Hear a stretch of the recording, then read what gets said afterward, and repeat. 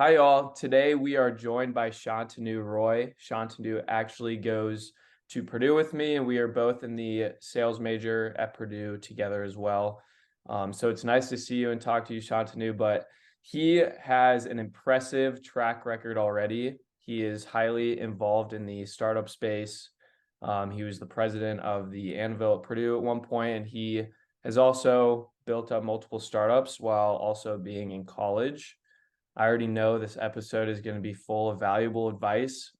So without any further ado, please let me introduce Shantanu Roy. How are you doing today, Shantanu? Doing pretty good. Thanks for having me. Of course, man. Of course. I wanted to have you on just because I've seen everything that you're putting out on LinkedIn and all of the startup stuff that you're kind of taking off with. And I want to get into that today. So I guess the first question I have for you to start off this podcast um, is to just go into kind of your startup journey. What kind of got you into it and what opportunities have led you to take that leap of faith? And just tell me where you're at with those startups now and how have they been going? Yeah. I think kind of where it all started, I guess, is kind of like it dates back to middle school where I started selling candy, namely Jolly Ranchers, Hmm. and in class, and I was just like, I was kind of bored, and I was also just like, might as well just try something, see what happens. Yeah. And it was sort of like one of those things where like my classmates were just getting tired or whatever, and like candy was like the biggest currency as per, old middle school. But I was like, all right, let's see if I can figure out a way to get people to buy my product. And so I sold each Jolly Rancher for a quarter because at the time that's like the main coin that everyone had. Um, and so yeah, I bought them for like 2-3 cents each, and I sold them for a quarter. So I'm making like Nice. crazy profits. And it like the business really took off. Like I every single week I would make like a run to Walmart, buy like a buy out the entire area of Jolly Ranchers, and then I'd sell out by like Thursday. Um, Nice. and then kind of from that, I like learned a lot about just basic business, and I learned that I was pretty good at sales and just selling in general, getting people to buy something that they didn't even realize they needed until I was there. Mhm. And kind of as a result, I ended up making a profit of over 3 grand in middle school, just like in like Nice. a couple of months. And so I was like, okay, this is clearly interesting enough to like explore what this could be down the line. And so that's kind of how the whole startup and entrepreneurship journey began for me. And kind of from there, I always had this goal in mind where I wanted to like get involved in as many startup things as possible.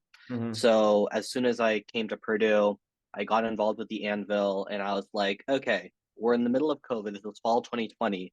It's kind of a mess. No one's really building things. Everyone's just trying to like survive and be a student first.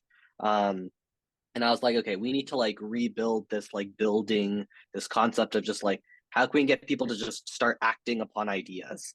And Mhm. so from there I became in charge of the anvils, just started helping rebuild a lot of the infrastructure, Okay. saying like, okay, we need to start centering not around idea and theory but actual execution. And so kind of from there, that's eventually how I met my co-founder Thomas, and then kind of how we came about this AI space and building Quasi. So that's like a very broad overview of kind of my journey. Nice, man. What was your highest selling Jolly Rancher, if you don't mind me asking? Do you remember? Oh, I did this crazy thing where I kind of like how bars do tabs. I opened tabs for people where they would like deposit Oh, $40, and I would give them 2 weeks to like burn through that money. But at the end of the 2 weeks, if they didn't burn through it, I'd keep the money. It wouldn't be refunded. So some nice. people they would be like yeah. So I think I got like $50 from one person.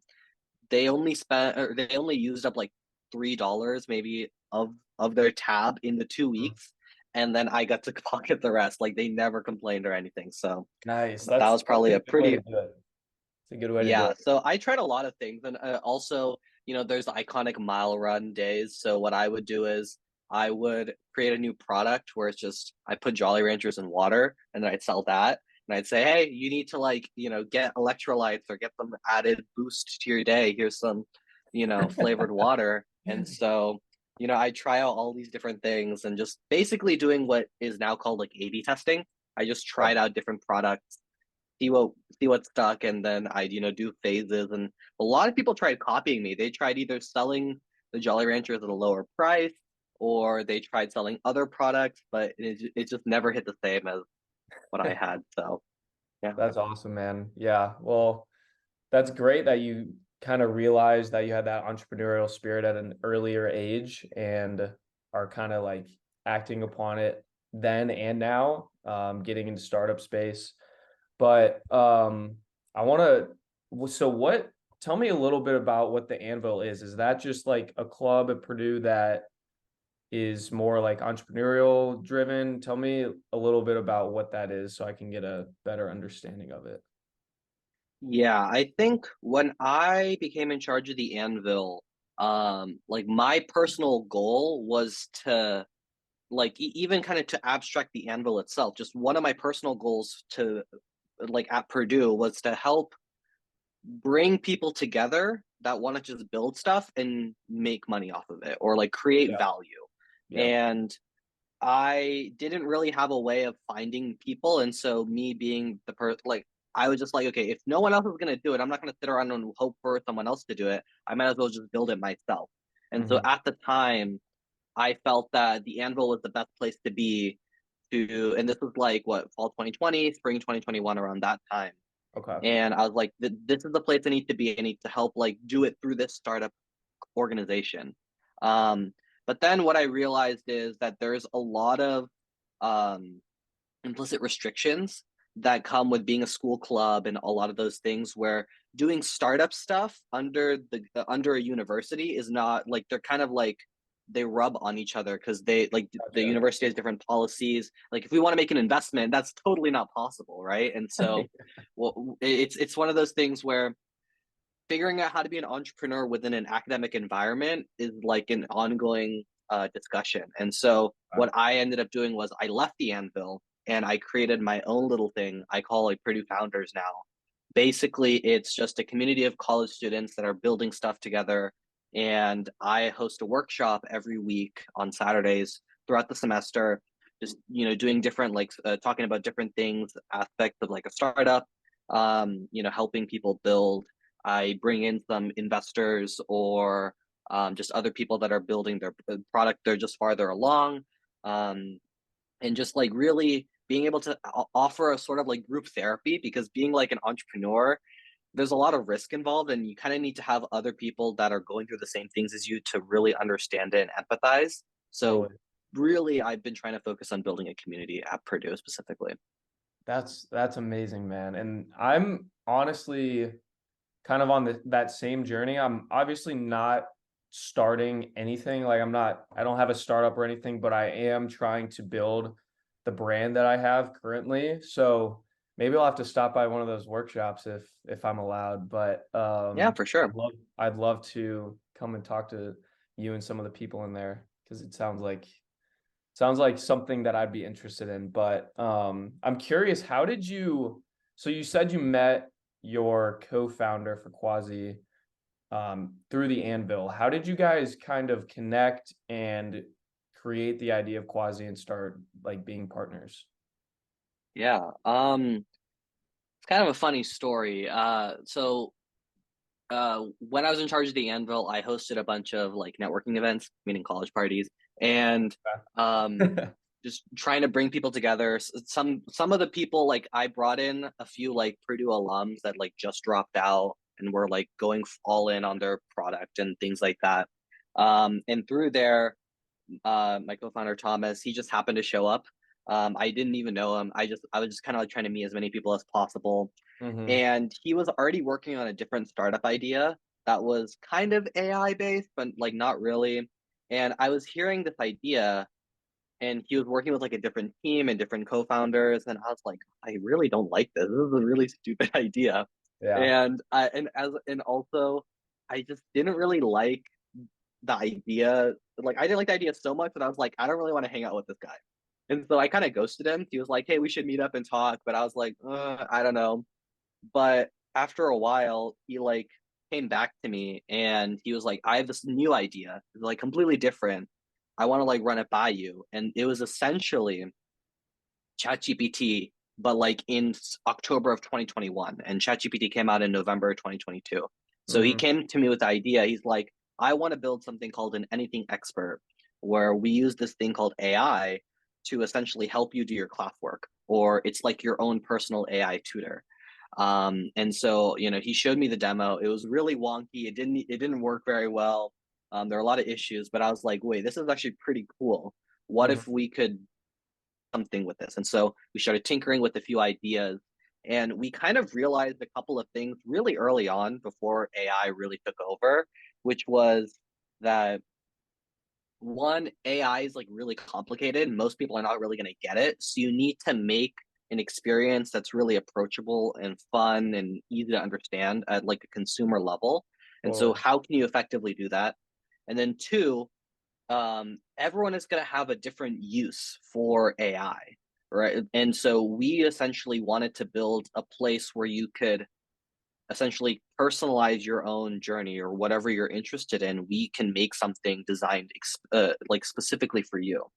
And so in the beginning, we built a completely different product, which was what we call the marketplace, where essentially we built a system where you can use the underlying tech of ChatGPT, which is GPT-3, to build whatever use case you had. So whether you wanted to like have an essay writer, doing poems, Gotcha. um, some people wrote like ad copy. You could essentially build that no code, and it was super easy to make stuff. And so through that, we had what like 3,000 users making like a crazy amount of things. I use the marketplace to help build tools to automate my homework for our classes. So I really Yeah. don't, didn't do any work for the classes and stuff like that.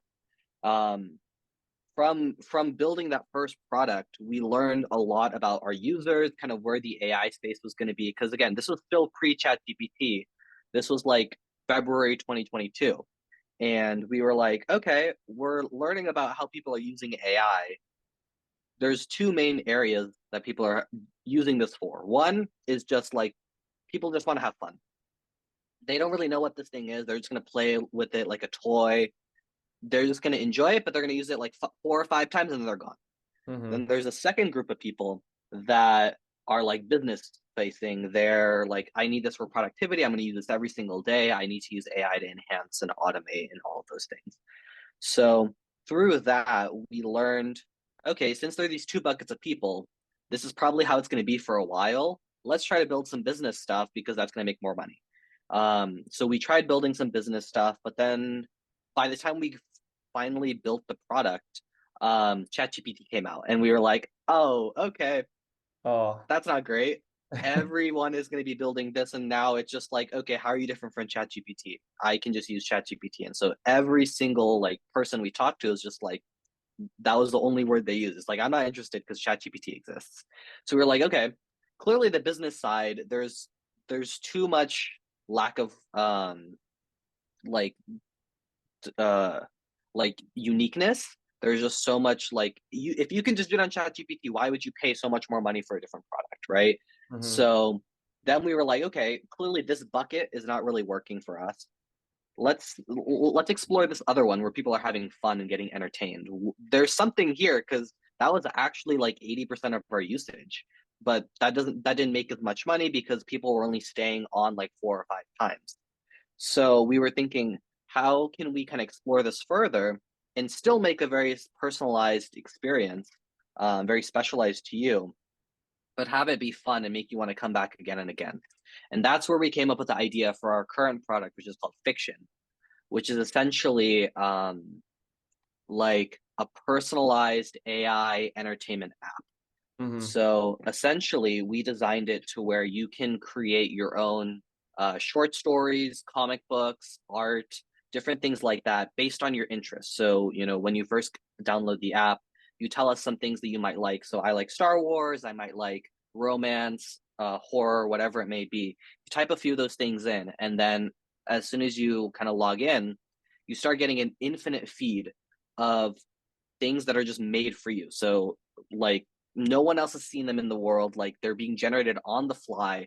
It could be like a Star Wars horror short story or something romance related. But again, every single person will have a completely different experience because everyone has different interests. And so we kind of built this to be able to figure out how can you have fun and create stuff for yourself, but still, be entertained and just enjoy just like the whole, I don't know how to explain it. It's like just like a way to have fun. I feel like a lot of people Mhm. forget how to have fun. And so we just wanted to build a vibey place where you can just build stuff for yourself. Yeah, that's so freaking awesome. How so is Quasi and fiction, are they the same thing, or how are those two different? Or is Yeah. The way we structure the company is like, so Quasi is the company name, but okay, there's a lot of like different products or projects or ideas okay, that we have. So fiction is one of the products that we have. gotcha. Just like the marketplace was one product. So um yeah, but like we're always going to be building new things, so we just wanted to put it under an umbrella. And the reason why we chose the name Quasi, because quasi or quasi means like sort of. So it's sort of fiction, it's sort of AI, it's sort of Yeah, real. So we kind of wanted to go with that vibe. So that's why we came up with the name Quasi. that's pretty cool, man. And so I have actually been starting to learn. I haven't been like coding or anything, but I've been starting to learn more and more about AI through my summer internship this year. And I think everyone needs to hop on the AI train or else they're going to get left behind, and need to like learn how to utilize it and learn how to use it for creativity and all of this kind of stuff, because it's a very powerful tool in my opinion. So I guess my next question is how did you and your partner code that and create that? Because I know you're in the sales program. Do you have like coding experience as well, or what does that kind of look like? Um, yeah, so I'm not like a coder. I don't know that much about coding. Yeah. I know like the very bare bones. Like I took AP Comp Sci. That's as much as I know for coding. Okay. But yeah, my co-founder, he's also not really a coder. He's not in the CS program. He's doing like interdisciplinary engineering. But he actually got access to GPT-3 back in 2020. Oh, Back wow. when didn't like it wasn't even publicly available to use. He got access then because they were beta testing it, and his dad got access and different things like that. Nice. So through that, he was like, okay, this is clearly something that's going to be really valuable. And he really figured out that like this is going to be incredibly important. So he just started learning coding on the fly and figuring out how to best integrate AI. And so, kind of from there, when we met, I have a lot of design background. So I do a lot of like user experience design, a lot of like marketing, sales, very much all the non-technical things. Okay. But because he was able to leverage the AI and I was able to understand just like human behavior, we were able to build a lot of platforms or a lot of products that felt very intuitive or that felt easy to understand. And I think that was one of the things where I feel like me not knowing the coding aspects of AI nearly as much until like I started really going off the deep end into it. It really helped me build better products because Mhm. as like a base consumer that knows nothing about AI, I still need to be able to enjoy it, find value in it, be able to like actually use it every day. And so I feel like not having that coding knowledge has been very helpful in some ways, but it's also like, oh, I want to build stuff for myself too. So Yeah, now I'm trying to help like build tools so that I can build stuff myself. that's pretty cool, man. That's the whole AI thing is so fascinating to me, and it's really cool that you've dove into it head first with this startup. So, how did you have you been raising any money? Have you been talking to any VCs or anything like that? Yeah, we're definitely working on raising our first funding round. Okay. Ongoing conversation. I think one thing that we've learned is one, raising money is hard, especially in a really tough like investing environment. But on top of that, I feel that it's also just like geographically, that's where, being in Indiana has its, it starts to crack a little bit, Yeah. where getting investment from the Midwest doesn't like the values are so fundamentally different than getting investment from the West Coast. And so it's one of those things where I feel very lucky that I have more people to talk to here that actually get it and that Hmm. really believe in that vision and are just more bullish on a lot more like crazy ideas. Hmm. Whereas when I'm on campus, when I'm talking to VCs that are an hour away from us, it's a very different mindset and it's a way larger uphill battle. Um, I remember pitching the marketplace or all these like we've had so many ideas. We pitched all of these ideas to people in Purdue, outside of Purdue, and it's one of those things where the first battle was convincing people that AI was the future. This is before ChatGPT. Yeah. Once ChatGPT came out, everyone's like, okay, well, you're just another ChatGPT. So they're not, it's thinking past that. What exactly is going to be valuable 5, 10 years down the line? We're thinking about it that way. The VCs that we've been talking to in the West Coast think that way. It's just we want to find people that match what like the way that we feel about the environment, and so Hmm. we just want to it's just finding the right investors. I think that's really important. Yeah, totally. And you mentioned that you um have you done any A/B testing for Quasi at all? Yeah, I think so. One of the really cool things about fiction is that we've built an AI on top of the AI, basically, Uh-huh. where when you first put your interest in to the app and then we start like recommending content or generating stuff for you, we're essentially doing A through Z testing. Because I'll give you an example. So for the AI short stories that are made, at the end of every chapter, you get three options on how you want the next chapter to go. So it's a choose your own adventure. And Oh, okay. through that, we get feedback basically where it's like, okay, you liked option one, clearly option two and three weren't as good. Now we have another data point to help personalize it even further for you. Okay.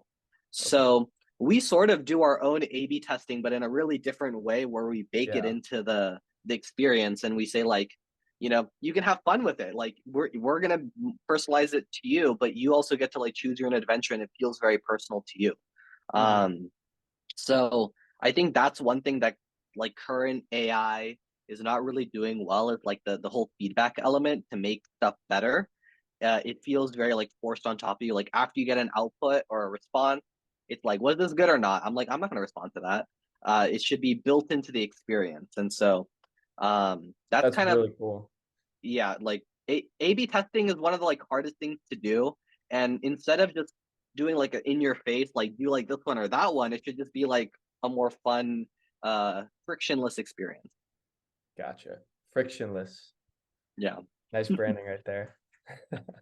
So what are some essential skills that you think people who want to get into startups or entrepreneurship just in general should be developing to try and break into this space? I think this is a skill that I'm still learning and honestly like struggling with a little bit, which is just like having action and like actually doing and like doing things. Mhm. It's I think that's just the difference between people that are going to be like an entrepreneur and like a unicorn founder versus a small business owner or just a side hustle kind of person. It's how much action, how much risk are you willing to take? Are you willing to kind of push past all of that? Um, and as I said, like I struggle with it sometimes, even just like I love this space, but sometimes it can get overwhelming, and it's like, oh, there's Totally. so many other people that are getting funded, and I'm not getting funded, or it's like the other people are doing really cool things. Why didn't I think of that idea? And it can be really daunting and make you not want to do anything. Mhm. But kind of pushing past that. And it I think those are like having action, being like just pro risk, like being okay with that, and like there's a lot of fear involved, but pushing past it. And then I think the last thing is surrounding yourself with just like crazy people that really are just out there. Yeah. Like my friend group that I developed here, um, are some of the like most like wild out of the box thinkers that I've ever met. I don't like I've never been so blessed to be the dumbest person in the room. Like I've never been so happy to be like, wow, I just need to be like a sponge, understand Yeah, all these man. things. And um just finding the right group of people is really important. And that's kind of what I've been trying to help cultivate with like the community at Purdue, is finding those crazy people, putting them into one room and just seeing the magic happen. Hmm. Um, and I do that through the community. I do that through how we hire. We have a very weird hiring process. It's just like one interview, and then it's like you're in or you're not. Yeah. We keep it pretty simple. Um, yeah, it's just How many we employees just do you have? we have um we have three people on the team besides me and Thomas. Nice. And they're like some of the most talented people. They're actually incoming sophomores, so they're going to be sophomores. Are they at Um, Purdue? yep, they're all at Purdue. And like when we hired them, they knew essentially nothing about coding either. But we just kind of we really just like we interview based on vibes. Like if we think you're gonna be a cool person or you're gonna be creative or like kind of crazy in like a good way, like we'll put that bet. Like we'll take that risk. We're essentially investing in our team to build Hmm. something really cool. And so um it's really panned out. We like truly I've never been so blessed to have such an amazing team. That's awesome, man. Yeah, you gotta surround yourself with the right people. I mean, like that's what I try and do. I mean, I've been very fortunate to have done the internship I did this past summer and also be surrounded and connected with people that have been helping me, like such as you with this brand and the podcast and my blog and my website and everything. So I completely agree there. But how have you been able to, I guess, manage your time at school? Because you're obvious, are you working on your startup at school as well? Mm-hmm. Yeah. Okay. How do you manage that time? So this is not a Purdue approved message, and I will not say that Purdue endorses this, but I've just automated all my classes. Fair If enough. any Purdue professor sees this, I apologize. But I like, with the marketplace, I started doing that, and now this semester I'm basically gonna be entirely like I have an AI set up so that it'll do all my work for me.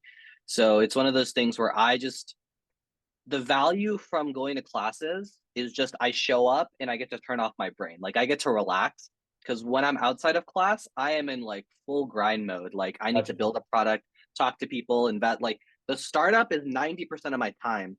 And then, hanging out with friends and kind of detoxing socially is like 5%. And then of the remaining, like of that 5% that's remaining, 3% is personal time, 2% is maybe schoolwork.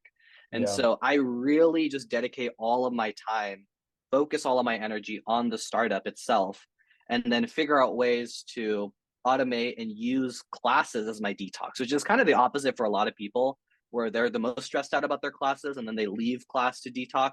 I'm the complete opposite. It's just it works better. Gotcha. Well, I guess one last question that I have for you before we end this podcast is where do you see or where do you want to see yourself in the next 5 years with Quasi or any entrepreneurial thing that you're aspiring for? There's Well, I think being in the AI space, especially in the creative and entertainment AI space, it's going to be a crazy budding area, and not a lot of people are working on it right now. And so I want to just keep building and figuring out new ways to make like just for my just to make myself have fun. Like I want to consume content that I actually enjoy and that feels like it's made for me. And so if I can continue to help building those experiences, I want to stay on that trajectory. And also, I'm just like a natural, just like talker. I love to talk or just meet other people and just hear other Yeah, people's stories. So continuing just to like build communities, continue just like that upkeep. I think just constantly surrounding myself with new people and working in the entertainment AI space. Those are the two things I'm really looking forward to for the next decade.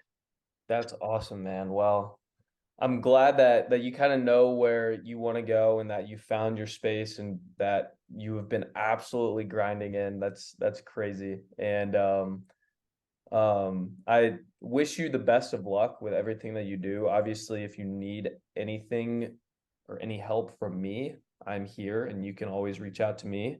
But it's been really cool listening to your story and kind of how you started with the Jolly Ranchers. I just noticed you had your Jolly Rancher pillow in the back.